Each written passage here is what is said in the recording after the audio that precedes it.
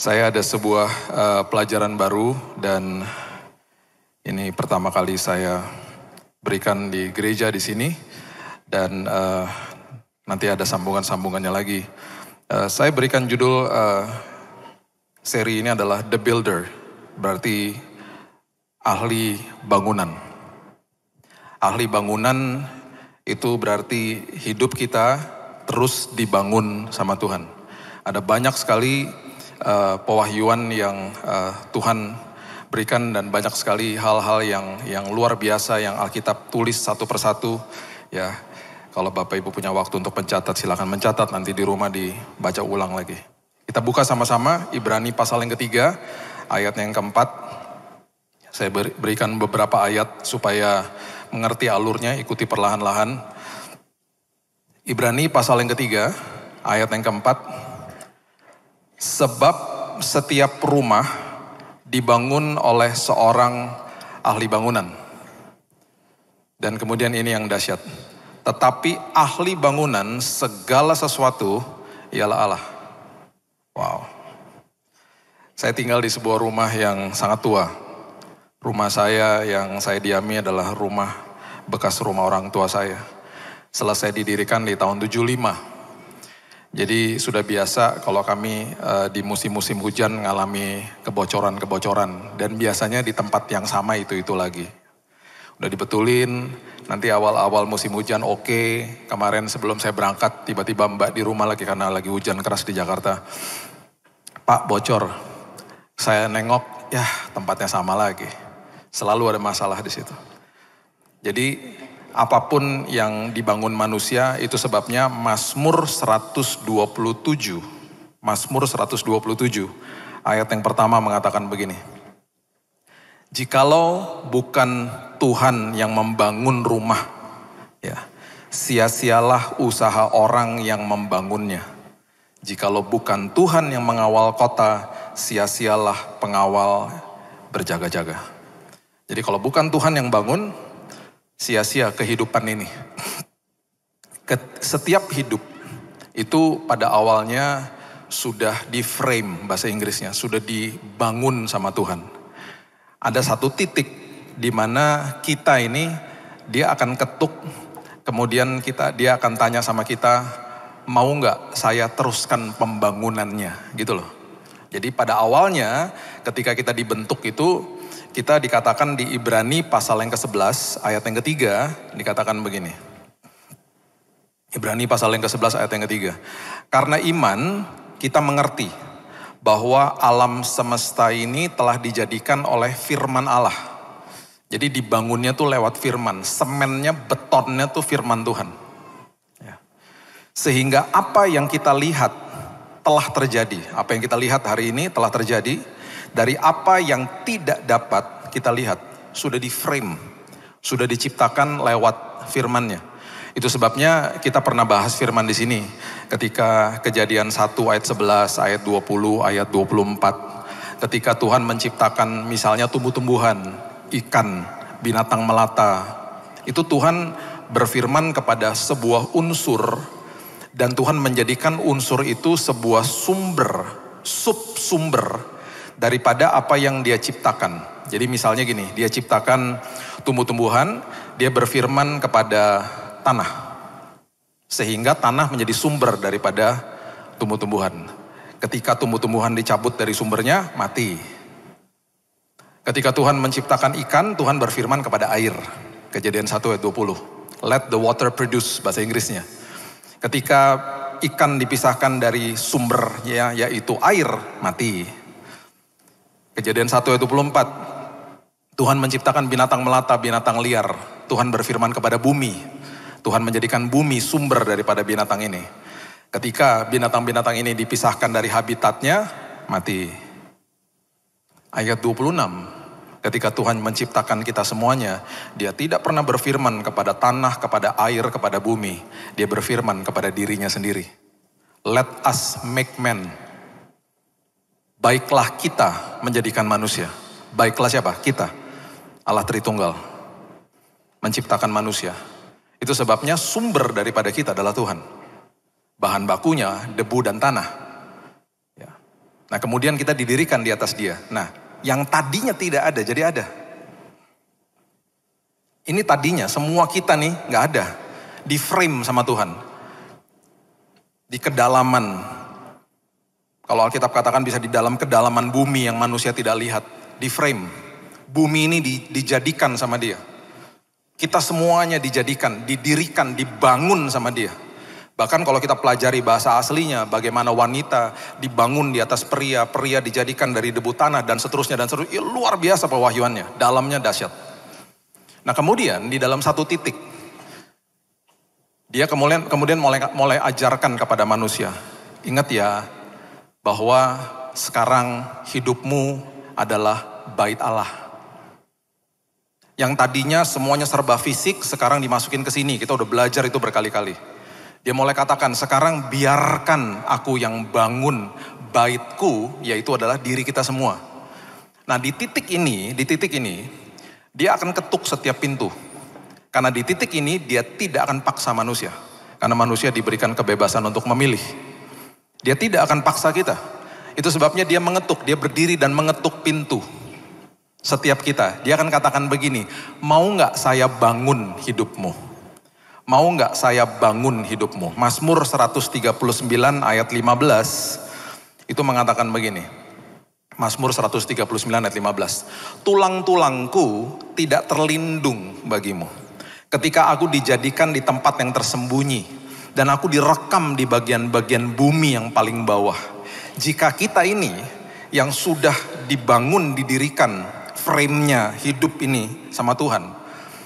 Sangat-sangat bodoh sekali bagi manusia kalau tidak mengatakan kepada Allah Elohim, the builder, yang Alkitab katakan adalah ahli bangunan. Kemudian kita berani-berani bilang sama dia begini, saya gak mau dibangun sama Tuhan yang sudah menciptakan hidup ini. Saya mau melanjutkan pembangunan hidup saya dari yang lain. Jadi saya gak mau. Karena di titik itu dia tidak akan paksa. Dia akan bilang gini, mau gak saya teruskan pembangunan hidupmu? Ingat loh, dia ahli bangunan. Biasanya ketika ada tukang datang ke rumah, udah pastilah kita tanya harganya berapa. Berapa mas harganya? Borongan, harian, dan lain sebagainya. Kemudian ada satu faktor juga yang kita tanya sama tukang itu. Berapa lama mas? Bisa gak lebih cepat bangunnya? Karena manusia suka cepat-cepat. Jangan lama-lama lah mas. Bangunnya cepat aja, beresinnya cepat-cepat mas.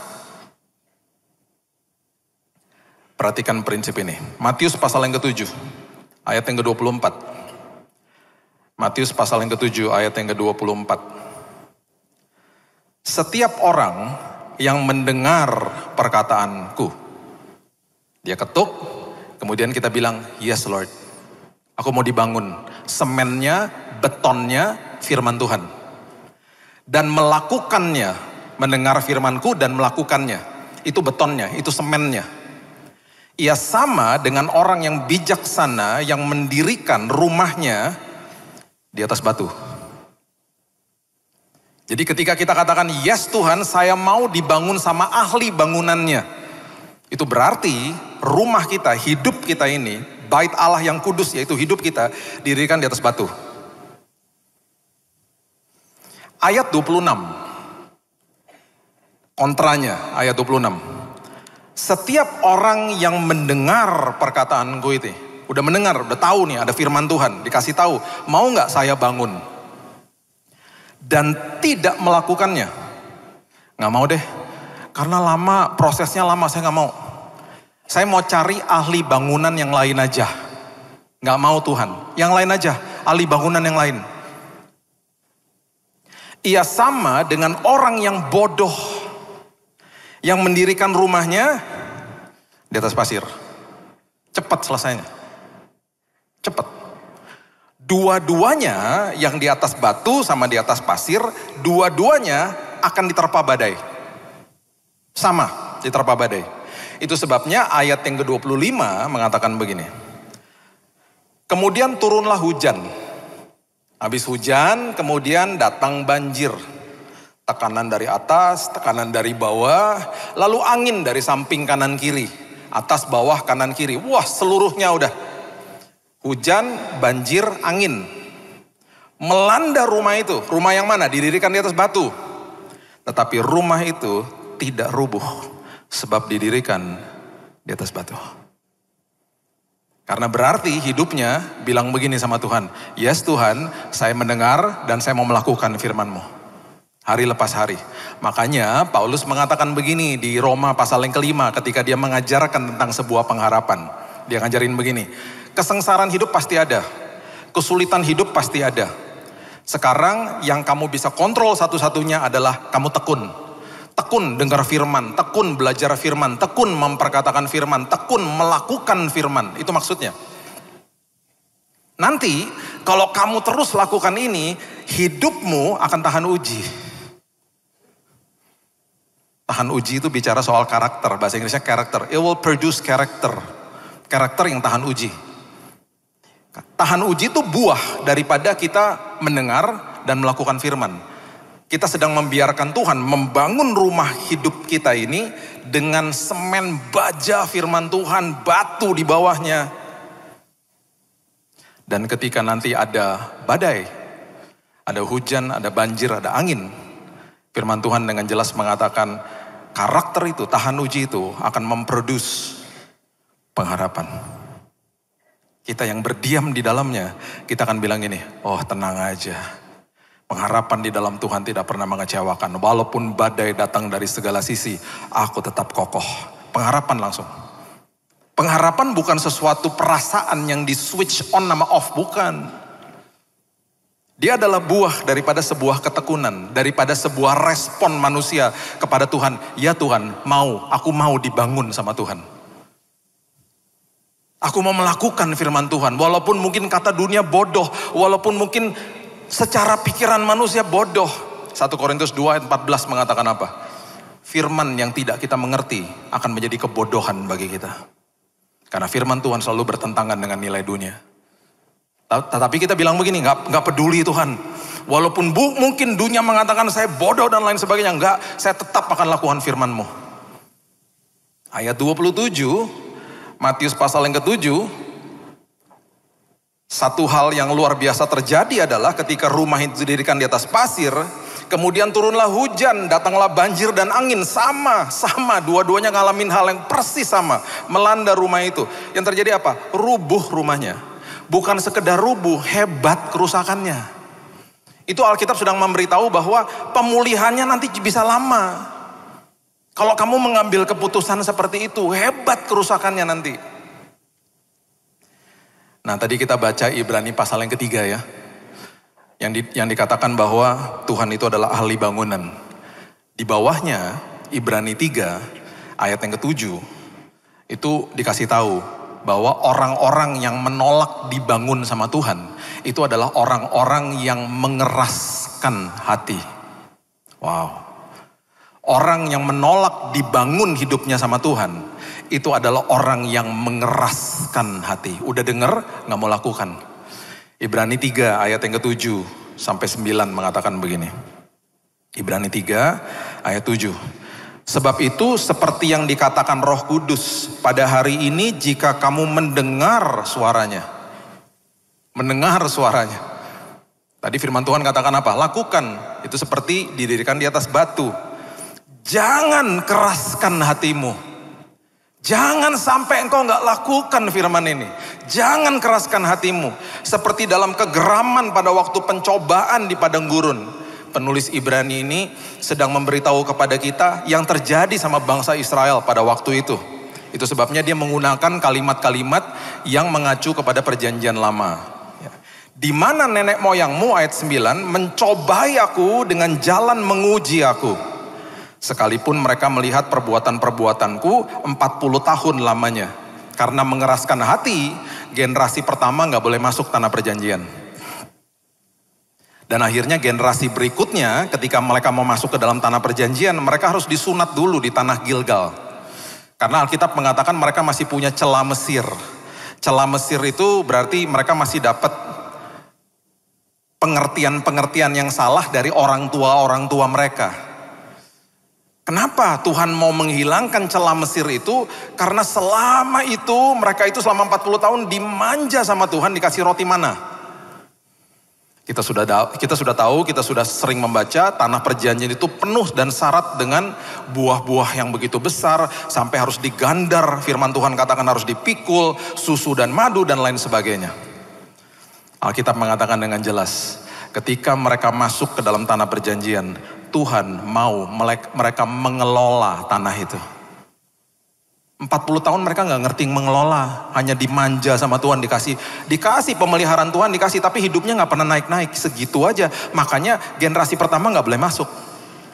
Generasi kedua waktu mau masuk, disunat dulu, itu lambang daripada meninggalkan celah Mesir, paradigma lama. Dan ketika mereka generasi yang berikut itu akhirnya sanggup mengelola tanah perjanjian, dan mereka menikmati hasil buminya yang jauh lebih enak daripada roti-roti mana itu. Alkitab dengan jelas mengatakan roti mananya diberhentikan sama Tuhan. Orang yang mengeraskan hati, orang yang terus mengeraskan hati, banyak tanggung jawab yang Tuhan tadinya mau titipkan dalam hidupnya, delay. Karena mengeraskan hati, gak bisa dikelola nanti sama tangannya. Kemudian ayat yang ke-10, Ibrani 3 ayat 10. Firman Tuhan katakan begini. Itulah sebabnya aku murka. Sekali lagi ya, ini bahasa yang terjadi di perjanjian lama. Hari ini Tuhan gak murka. Hari ini Tuhan sangat mengasihi kita. Ini contohnya saja. Aplikasinya apa sama hidup kita? Coba kita baca dulu. Itulah sebabnya ayat 10. Aku murka kepada angkatan itu, pada bangsa Israel. Dan berkata, selalu mereka sesat hati dan mereka tidak mengenal jalanku. Orang yang mengeraskan hati pasti kerap kali mengambil keputusannya salah. Karena keras hatinya. Saya gak mau dibangun sama ahli bangunan, saya mau dibangun sama yang lain. Saya mau dibangun mungkin pakai cara sendiri, atau saya bangun sendiri aja rumah saya. Kehidupan ini. Ngambil keputusan yang ngawur. Jelas loh, Alkitab sudah kasih tahu jelas. Makanya frustasi hidupnya. Muter-muter di situ terus. Hati-hati, jangan keraskan hatimu. Jangan keraskan hatimu. Ayat 11. Ibrani 3 ayat 11. Orang yang mengeraskan hati terjadi apa? Sehingga aku bersumpah dalam murkaku. Sekali lagi ini untuk mereka zaman itu. Tuhan gak murka sama kita ya. Tuhan sangat mengasihi kita. Tetapi karena ulah kita, ini terjadi karena ulah kita, bukan karena hukuman Tuhan. Kita harus bisa bedakan nih kalimat-kalimat ini. Mereka takkan masuk ke dalam tempat perhentianku. Itu maksudnya masuk ke dalam tanah perjanjianku. Hari ini aplikasi dalam hidup kita, masuk dalam perhentianku, itu dibahas berkali-kali sama Ibrani. Pikiran dan hatinya tidak masuk dalam perhentian Tuhan, maksudnya tidak merasakan hidup di dalam damai Tuhan. Itu maksudnya. Ada ayatnya, oh ya, nanti saya kasih ayatnya. Apa aplikasi dalam hidup ini? Karena Alkitab begitu dahsyat. Kalau Tuhan ngajar, kalau Tuhan lagi kasih tahu sebuah pewahyuan, dia rentetan semuanya itu dahsyatnya luar biasa. Dari yang aplikatif zaman perjanjian lama sampai secara rohani kita bisa baca semuanya satu persatu. Ketika Tuhan mengajar, dia mengajar dari hatinya yang sangat dalam. Itu sebabnya dia selalu katakan, yuk anak-anakku jadi murid yuk. Maksudnya apa? Jadi murid itu matetes, belajar dan mau diajar. Supaya hidupmu dibangun oleh ahli bangunannya. 1 Korintus 3 ayat 10. 1 Korintus 3 ayat 10. Siapa yang bisa meletakkan dasar dari hidup ini? Cuman Tuhan. Gak ada yang bisa yang lain. Jadi jangan coba-coba meletakkan dasar hidup itu, batu karang itu dengan cara yang lain. Gak bisa. 1 Korintus 3 ayat 10. Sesuai dengan kasih karunia Allah yang dianugerahkan kepadaku, aku sebagai seorang ahli bangunan yang cakap telah meletakkan dasar. Dan orang lain membangun terus di atasnya. Tetapi tiap-tiap orang harus memperhatikan bagaimana ia harus membangun di atasnya. Berarti apa? Setiap hari setelah dasarnya kemudian dibangun sama Tuhan, ada kemenangan di hari ini, besoknya harus tetap mengambil keputusan. Tuhan, yes, aku mau Tuhan. Dengar firman, melakukan. Dengar firman, melakukan. Roma 4 ayat 18. Ini persepsinya manusia, persepsi kita lah. Kalau kita berhadapan sama masa depan. Karena kita udah pernah belajar, yang kita lihat kan pakai mata jasmani.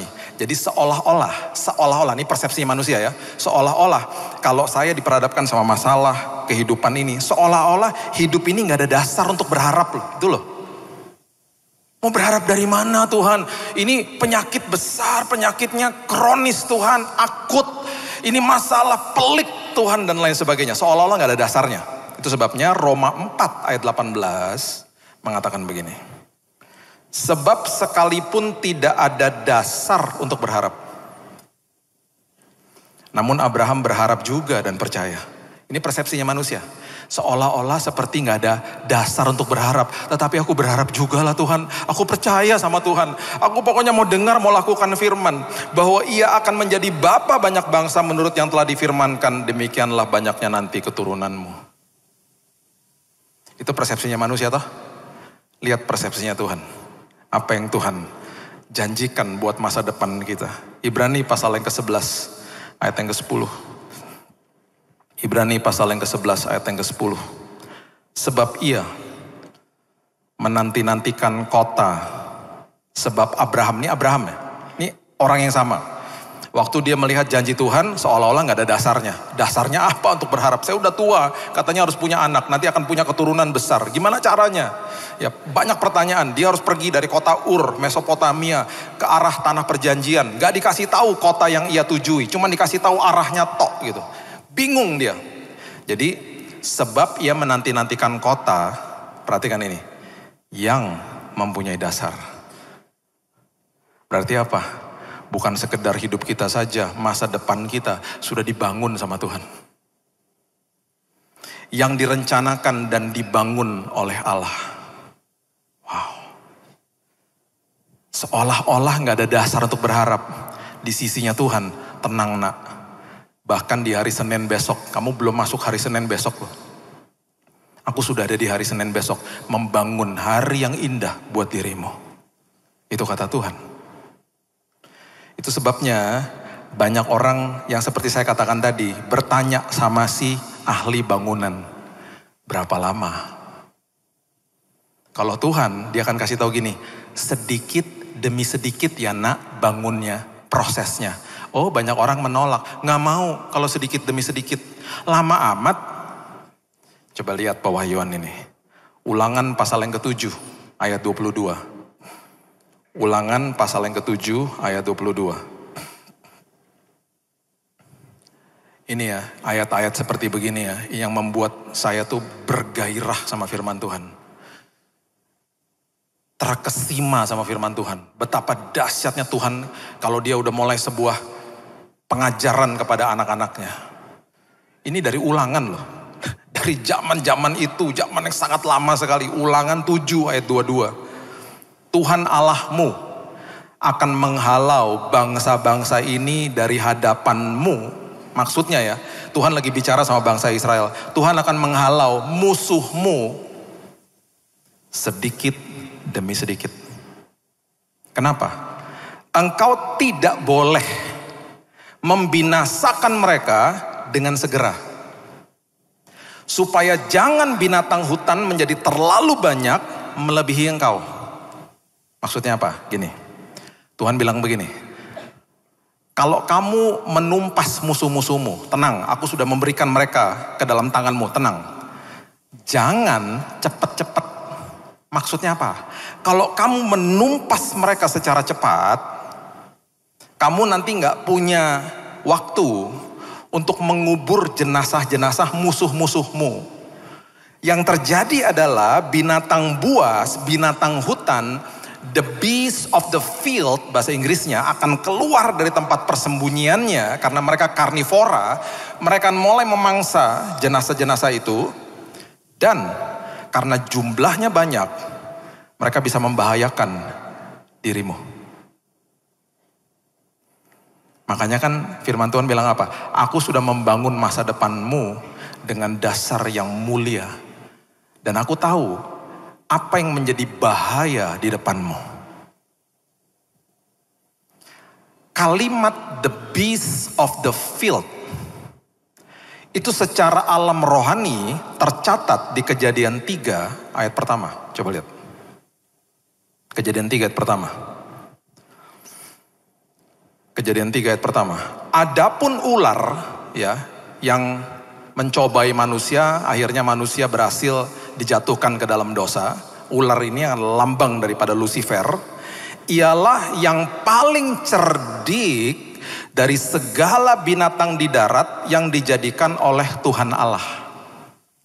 Binatang di darat ini tidak berbicara tentang binatang-binatang yang secara letterlek adalah binatang, bukan. The beast of the field yang ada di Kejadian 3 ayat pertama, ini berbicara tentang antek-anteknya Lucifer, malaikat-malaikat yang jatuh bersama-sama dengan dia. Jadi, secara alam rohani, Ulangan 7 ayat 22 tadi mengatakan begini, gini. Nah, kalau proses hidupmu terlalu cepat, nanti kalau hidupmu cepat-cepat terlalu dibangun cepat-cepat ke atas, ketika nanti ada badai, goyang hidupmu. Karena yang aku sedang bangun itu karaktermu. Dan karakter itu kalau dibangun tuh pelan-pelan, nak. Makanya ada kata apa? Paulus katakan, tekun. Tekun. Ada kesulitan hidup, ada kesengsaraan hidup, yuk tekun. Kalau nanti kamu terlalu cepat dibangunnya, tidak sedikit demi sedikit, ketika ada badai kamu goyang. Atau ketika nanti ada pujian, kamu sombong, nak. Itu loh. Jadi cara aku membangun itu sedikit demi sedikit. Karena aku tahu ada bahaya di depanmu. Sama seperti dia katakan kepada bangsa Israel, jangan ditumpah semuanya. Aku ini lebih tahu, aku kan bisa menghitung semua binatang-binatang buas yang ada di persembunyian itu. Aku tahu, kamu kan gak tahu. Aku tahu, nak, serangan-serangan iblis yang dia berusaha untuk hancurkan hidupmu. Itu sebabnya ketika masuk ke dalam sebuah proses, bersabarlah, nak. Ketika engkau sedang di dalam proses ditanam, bersabar, nak. Karena aku tahu ada bahaya di mana-mana. Aku lagi bangun hidupmu supaya engkau kokoh, nak. Supaya nanti ketika sudah genap waktunya. Dan genap waktunya itu berarti sesuai sama waktunya Tuhan, bukan waktunya kita. Ketika kamu dibawa naik tinggi, nak, karaktermu kokoh, nak. Itu maksudnya. Dan ini gak populer. Banyak orang gak mau, sedikit demi sedikit gak mau Tuhan. Prosesnya cepat aja. Itu sebabnya saya terus ingatkan jemaat Tuhan. Ketika sedang diproses, ketika sedang ada masalah. Pertanyaan yang pertama yang harus kita tanyakan kepada diri kita. Dan menjadi prioritas. Apalagi yang harus aku ubah dalam hidupku, ya Tuhan. Lewati semua proses ini. Apalagi yang Tuhan mau ubahkan dalam hidupku. Masalahnya urusan Tuhan. Sekarang aku mau bermitra sama Tuhan. Bangunan udah pasti diuji. Daud dikejar 8 tahun sama Saul. 8 tahun dikejar. 1 Samuel 24, coba lihat ayat pertama. 1 Samuel 24 ayat yang pertama.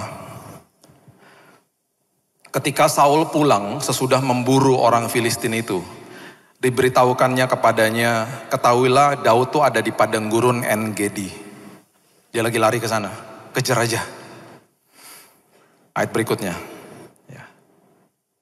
Kemudian Saul mengambil 3.000 orang yang terpilih dari seluruh orang Israel, lalu pergi mencari Daud dan orang-orangnya di gunung batu kambing hutan.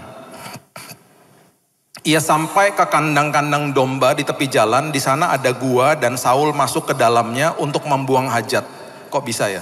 Kalau Bapak Ibu pernah ke daratan En-Gedi, itu guanya banyaknya luar biasa. Kok bisa? Gua yang dimana Daud lagi bersembunyi, Saul buang hajat di situ. Dia bisa pilih itu apa? Ujian. Hidup itu, bangunan itu pasti akan diuji. Tetapi Daud dan orang-orangnya duduk di bagian belakang gua itu. Lalu berkatalah orang-orangnya kepada Daud, wah, telah tiba hari yang dikatakan Tuhan kepadamu, sesungguhnya aku menyerahkan musuhmu ke dalam tanganmu, maka perbuatlah kepadanya apa yang kau pandang baik. Nilai dunia toh. Di saat itu bangunan hidupnya diuji.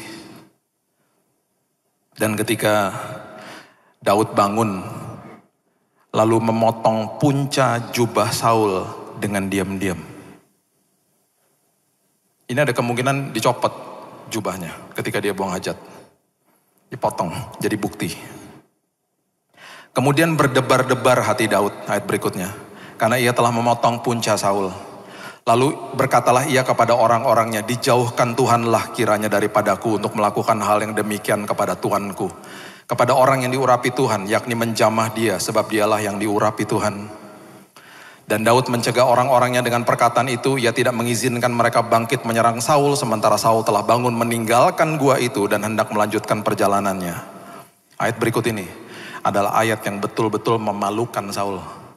Ayat ini adalah ayat yang mengatakan bahwa yang lebih dewasa itu Daud. Daud keluar dan berseru kepada Saul dari belakang, "Tuanku Raja." Saul melihat ke belakang. Daud berlutut dengan mukanya ke tanah dan sujud menyembah.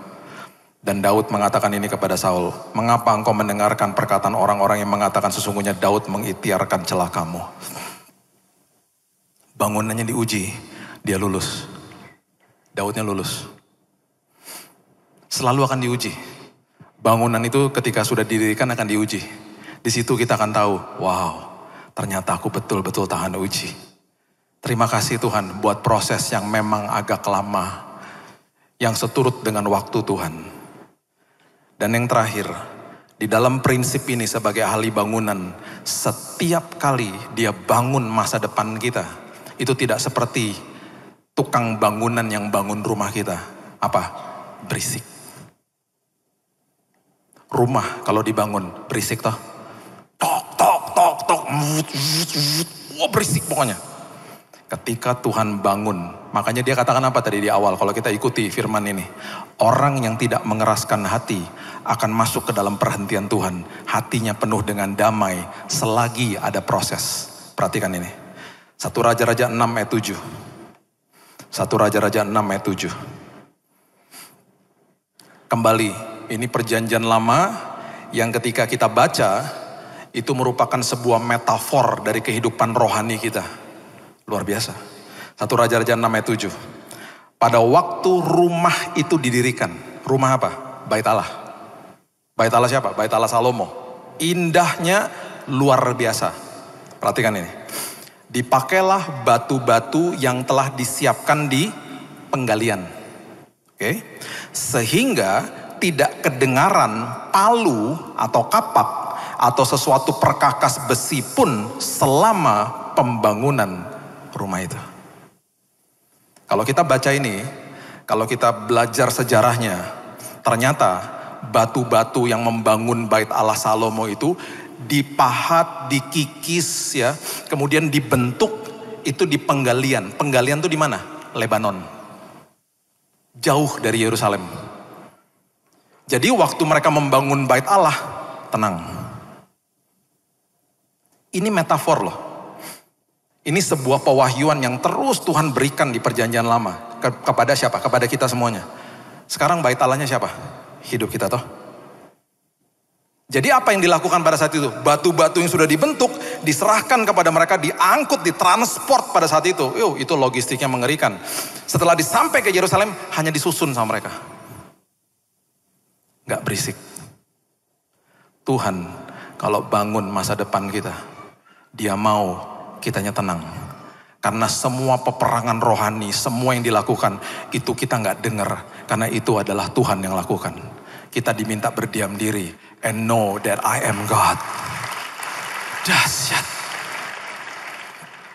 Makanya Yeremia 29 ayat 11. Kalau kita ngerti ini, kita akan mengamenkan ayat ini. Ini ayat terakhir. Yeremia 29 ayat 11. Sebab aku mengetahui rancangan-rancangan apa yang ada padaku mengenai kamu. Rancangan itu berarti apa? Masa depanmu. Demikian firman Tuhan, rancangan apa? Damai sejahtera bukan rancangan kecelakaan, untuk memberikan kepadamu hari depan yang penuh pengharapan. Itu sebabnya ya, orang kalau mau hidupnya dibangun sama Tuhan, walaupun masalah, dia tersenyum, dia tenang, karena hidupnya penuh dengan damai. Dia membiarkan Tuhan yang berperang bagi dia. Dia akan tetap tersenyum, dia bilang apa? Semua keribetan, semua kebisingan itu di take care sama Tuhan. Aku hanya berdiam diri. Itu Tuhan. Saya tutup sama ini ya.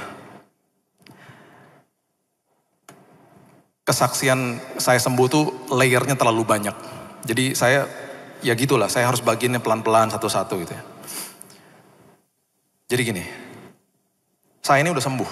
Di bulan pertama, Bapak Ibu udah sering dengar kesaksian saya. Saya disembuhkan sama Tuhan dari kanker 2019, Januari divonis mati, Februarinya dokter tidak bisa menemukan kansernya hilang. Udah.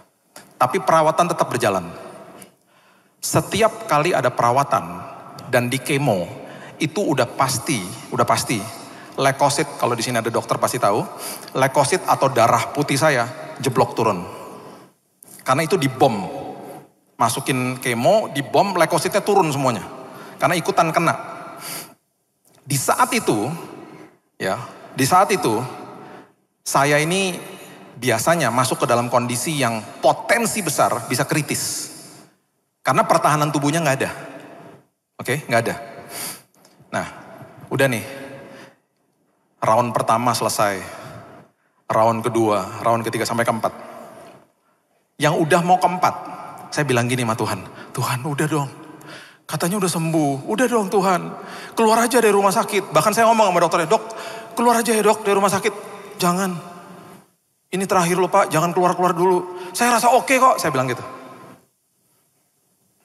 Ini ketika saat itu saya baru ngerti, Tuhan lagi menguji bangunannya. Udah Tuhan, ayo dong, udah selesai dong. Jangan Bill, jangan. Seturut sama waktuku, ingat loh. Tapi kan udah beres semuanya secara medis. Enggak, tunggu dulu. Dan betul, tiba-tiba saya udah sampai 3 kali kena serangan ketika darah putihnya 0 dan saya mulai kejang-kejang, dan biasanya setelah kejang-kejang itu urutannya gitu, kejang-kejang karena panasnya bisa 41, kemudian virusnya mulai merajalela, biasanya langsung disuntik sama antibiotik, kalau sampai parah masuk ICU. Dan matanya biasanya putih dan pingsan. Istilah dokter itu sepsis shock gitu. Kena shock gitu. Udah terjadi berkali-kali. Nah, ini dia nih. Tiba-tiba, saya udah tahu nanti rasanya. Udah tahu, itu selalu dimulai dari kaki. Panas itu naik dari sini ke sini, terus tiba-tiba kejang-kejang. Kejang-kejang gitu. Pagi hari itu, baca renungan. Baca renungannya itu Matius 4. Yesus diuji di padang gurun. 3 kali dia diuji, dia mengatakan apa? Ada tertulis, ada pula tertulis, ada tertulis. Dia sebut 3 kali. Ada tertulis, kemudian dia kutip firman Tuhan. Saya baru baca paginya. Malamnya, sekitar 6:30 malam, cuman saya sama istri saya di kamar. Tiba-tiba, paginya udah dikasih tahu, Pak hati-hati, siap-siap ya, hati-hati ya. Kita monitor loh Pak, karena kembali leukositnya 0, udah 0. Biasa nanti naik sendiri, tapi bisa kondisi tiba-tiba darurat gitu. Betul, jam 6:30 malam, dokter nggak ada, suster nggak ada. Cuman saya sama istri saya. Biasanya kalau udah kondisi kayak begitu, pencet tombol, suster, dokter semua masuk. Udah mulai panas. Saya bilang gini, aduh, ini kayaknya kejadian lagi nih, mulai naik. Istri saya pegang kaki saya. Terus dia mulai berdoa. Naik, badan saya udah mulai menggigil. Istri saya bilang gini, panggil dokter ya, panggil suster ya. Tiba-tiba Roh Kudus bilang begini, jangan Bill. Apa yang kamu baca tadi pagi? Ujian, cobaan di padang gurun. Apa yang aku katakan kepada iblis 3 kali? Ada tertulis. Kutip firman Tuhan, teriak, ada tertulis. Saya teriak, ada tertulis, bilurmu sudah menyembuhkan aku Tuhan. Saya ngomong gitu. Saya bilang sama istri saya, jangan panggil dokter, jangan panggil suster. Tiba-tiba, panas itu yang sudah naik, badan sudah mulai menggigil, tiba-tiba turun. Saya bisa rasa sedetail-detailnya. Panasnya turun sampai ke tangan istri saya, di kaki saya. Panasnya ke situ, tiba-tiba dia ngomong gini, aduh panas, tanganku panas. Dan tiba-tiba, loh kok hilang? Panasnya turun dari atas, lewat tangannya dia, hilang. Langsung kondisi saya oke. Lihat monitor, semuanya, kan ada monitornya samping saya. Langsung suhu tubuhnya kelihatan semua normal. Sampai hari ini, dokter sama suster gak pernah tahu tentang kejadian itu. Cuman bapak ibu aja yang tahu. Kenapa? Itu saatnya Tuhan bilang begini sama saya. Bill, ujian. Diuji ya. Yang kamu baca tadi pagi, praktekin Bill. Di situ saya bilang terima kasih Tuhan. Kalau saya udah pulang dan lain sebagainya, gak dimonitor, gak ada kesaksian seperti begini. Bangunan pasti diuji. Dan ketika kita melakukan firman Tuhan, kita sudah didirikan di atas batu. Tidak akan goyah, tidak akan rontok, bahkan kita akan terus naik dan tidak turun. Karena itu janji firman Tuhan. Berikan tepuk tangan kita untuk Tuhan kita. Haleluya, Bapa yang baik, terima kasih Tuhan. Ini kami, ini hidup kami. Engkau adalah ahli bangunannya.